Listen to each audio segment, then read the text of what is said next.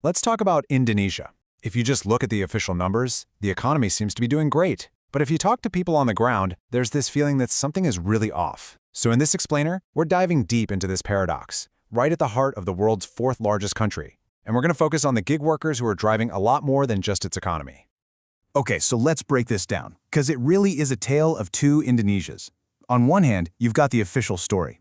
The Gini index, which is how we measure income inequality, has actually gone down. That's good. Unemployment? It's the lowest it's been since the pandemic.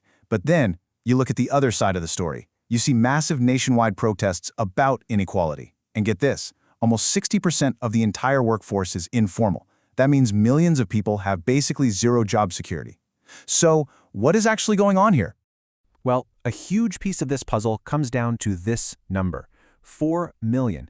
That's the estimated number of ride-hailing drivers in Indonesia. They are a massive, and I mean massive, part of this new economy.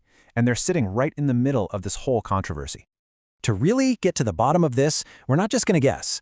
We're going to use a really powerful investigative toolkit.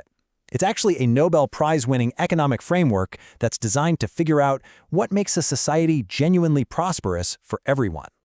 Now, at the core of this framework is this idea called inclusive prosperity. It sounds kind of academic, but the idea is actually super simple and, really profound. It says that real economic growth isn't just about big corporate profits. It's about growth that actually benefits society as a whole, lifting everybody up. So, here's how we're going to break down our investigation. We're going to look at this through 3 key lenses.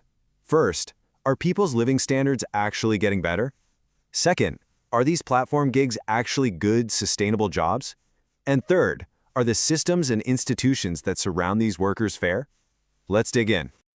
All right, let's start with our first big clue, driver pay. And this is where things get really interesting, because the data seems to be telling 2 completely different stories at the exact same time.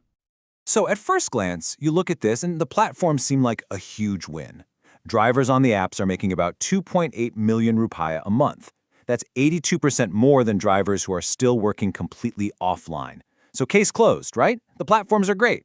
Well, not so fast. Because watch what happens when we add just one more bar to this chart for some context. Suddenly that 2.8 million rupiah looks very different. In a big city like Jakarta, that income is a shocking 78% below the regional minimum wage. So yeah, it's better than offline work, but it's not even close to a living wage for a lot of people. And here is the real human cost of that gap. A full quarter, 25% of all driver households live below the official poverty line. Just let that sink in for a second. 1 in 4. It's a really powerful reminder that a bigger number on a chart doesn't automatically mean a stable life at home.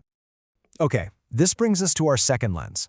Let's forget about just the income for a minute and ask, is being a platform driver actually a good job in the first place?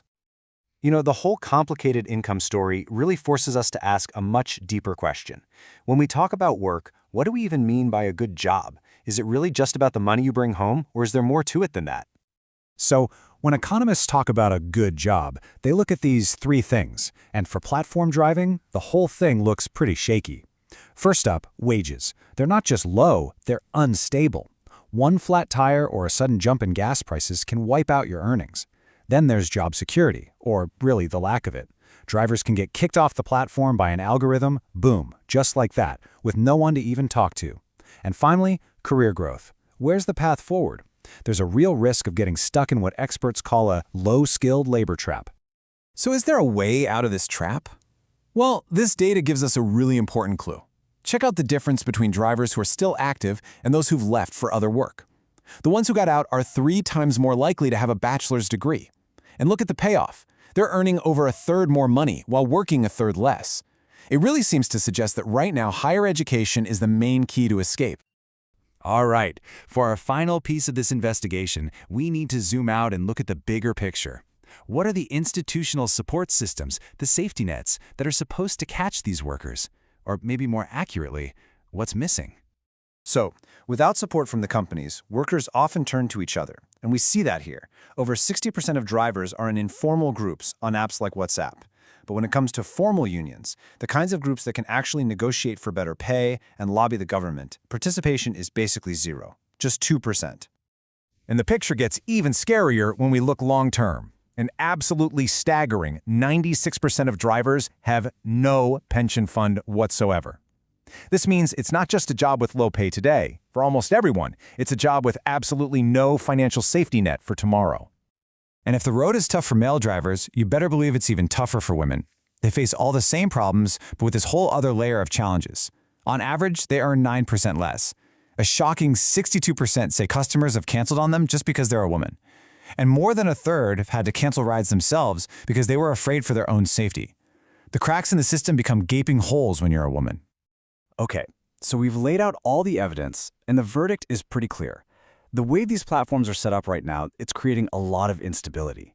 But this is not an unsolvable problem. There is a path forward. So how do we fix this? Well, experts have a blueprint for a modern safety net, and it's built on three main pillars. First, a minimum income floor to make sure nobody falls into a poverty trap. Second, this really smart idea called flexicurity. You keep the flexibility of gig work, but you add the security of benefits and training. And third, the foundation of any healthy society, universal access to good healthcare. And look, this isn't just some theory from a textbook. We can look right next door to Malaysia.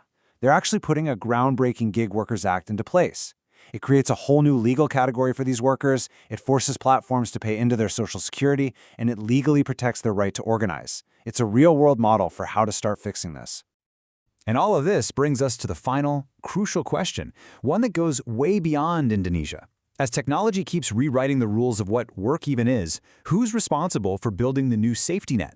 Is it the platforms making billions from this labor? Is it the government? Or is it a shared responsibility for all of us? That's the conversation we all need to be having right now.